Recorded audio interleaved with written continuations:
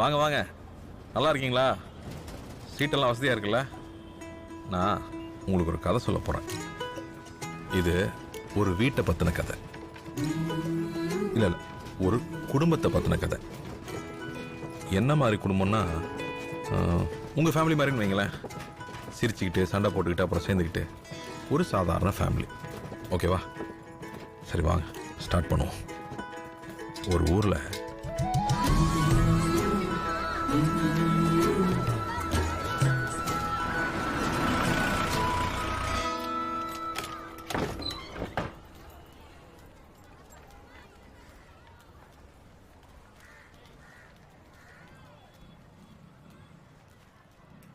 வீடு மாற மாற வீடு சைஸ் சின்னதாயிட்டே போகுதுப்பா. வாடகை அதிகமாயிட்டே போகுதுடா. அன்னைக்கு சாயந்தரம் பார்த்ததை விட பகல்ல நல்ல வெளிச்சமாவே இருக்கு. சூரியன் நேரா அடிக்குது இல்ல?